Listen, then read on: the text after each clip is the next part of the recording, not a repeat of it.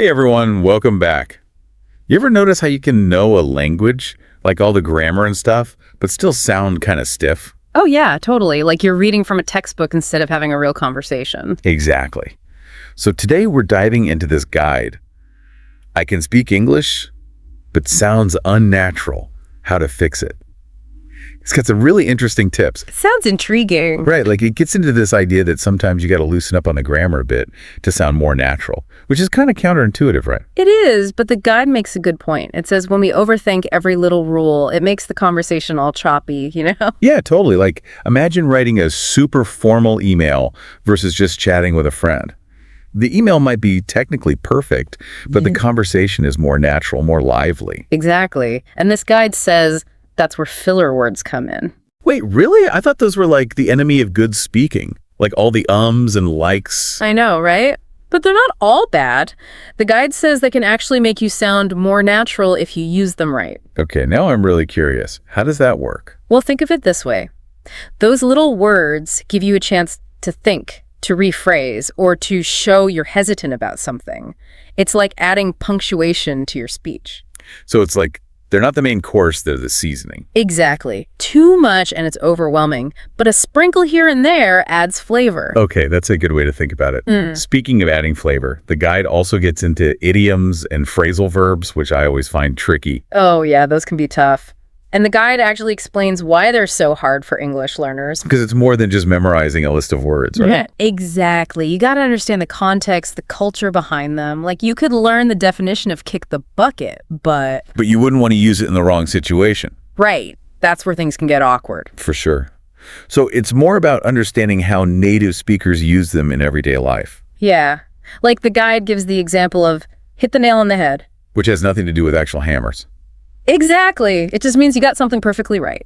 Okay, so it's almost like learning a secret code that unlocks a whole other level of fluency. Exactly. But like we were saying about filler words, balance is key. Overusing idioms can sound, well, unnatural. All right, got to keep it subtle. So we've talked about easing up on the grammar, strategically using filler words, and cracking the code of idioms. What else does this guide have in store for us? You know, this guide makes a point about English that I think is so important, and that's intonation. Like how our voice rises and falls when we speak. Oh, absolutely. It's like the music of the language. Yeah. The guide even says that flat intonation is a dead giveaway, that someone's not a native speaker, even if their grammar is perfect. It's so true. You can know all the right words, but if you say them in a monotone, it just sounds, well... robotic. Exactly. Right. Like you're reading from a manual or something. Okay, so how do we fix that? How do we get that natural music in our English? Well, the guide suggests something that might sound a little obvious, but it's really effective. Listening to and mimicking native speakers. So like, pay attention to how they use their voice. Exactly. Notice where they put the emphasis, how their tone goes up and down. Try to imitate that. So it's like training your ears and your voice to work together. Right. Because it's not just about sounding good, it's about getting your meaning across clearly. The guide even says you can record yourself speaking and listen back to see how you sound. Oh, that's a great idea. Now, on a slightly different note, this guide also talks about something I was a little hesitant about at first. Informal language. I get that. A lot of learners are worried about sounding, I don't know, unprofessional or something. Right. Like they think they have to be super formal all the time. But the truth is, even native speakers don't talk like that in everyday life. Informal language is more about using contractions, slang, and just generally being more relaxed in your speech. So it's about finding that balance between being correct and being natural. Exactly. Like instead of saying, I'm going to the store, you could say, I'm going to go to the store. Right. It's a small change, but it makes a big difference. It does. And the guide also points out that informal language can be tricky because it changes depending on who you're talking to and where you are. Oh, for sure. Yeah. Like what you say with your friends might be totally different from what you'd say in a job interview. Exactly. So it's all about being aware of the context and using your judgment. But that's part of what makes learning a language so interesting. Totally. Okay, ready for another mind-blowing point from this guide? It talks about how translating in your head can actually make you sound less natural. Oh, that's a big one.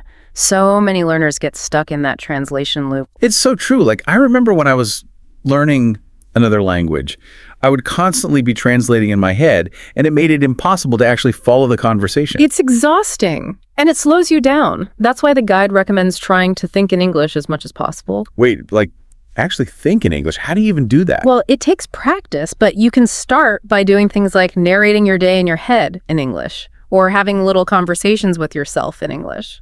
Interesting. So you're basically creating an English-speaking environment in your own mind. Exactly. And the more you do it, the easier it becomes. That's really cool. So instead of constantly translating, we should be aiming to like flip a switch in our brain and just think in English. Exactly. And the guide says that once you get comfortable thinking in English, speaking it fluently will become much, much easier. Makes sense. It's like the less you have to think about the language itself, the more natural you'll sound. Exactly. You can focus on the conversation, not the grammar rules. Right. Speaking of which, this guide also talks about how important it is to like really immerse yourself in the language, like watching movies, listening to music, that kind of thing. Oh, absolutely. That's huge. The guide even gives some cool ideas for making it more interactive. Like instead of just passively watching a movie, try like shadowing the actors, repeat their lines, try to copy their intonation. Oh, that's a fun idea. So you're basically turning entertainment into a language learning exercise. Exactly. And it doesn't even feel like work because you're enjoying yourself. I love that. It's like tricking your brain into learning. So we've covered a lot of ground today. We talked about ditching the grammar perfectionism, embracing those little filler words, figuring out idioms, finding the music in English, loosening up with informal language, and even training our brains to think in English. It's been quite a journey, but I think the takeaway is that sounding more natural in English is totally achievable. It's not about being perfect, it's about being present and engaged with the language. I love that. It's about the journey, not the destination, right? Exactly. So to wrap things up, here's a little something to think about. If sounding natural in a language is about so much more than just memorizing rules, what does that tell us about how we connect with language and culture on a deeper level? That's a great question to ponder. It's like you're not just learning a new language, you're learning a new way of seeing the world. That's beautifully said. Well, that's all the time we have for today's deep dive. Until next time, keep those ears open, keep practicing, and most importantly, have fun with it.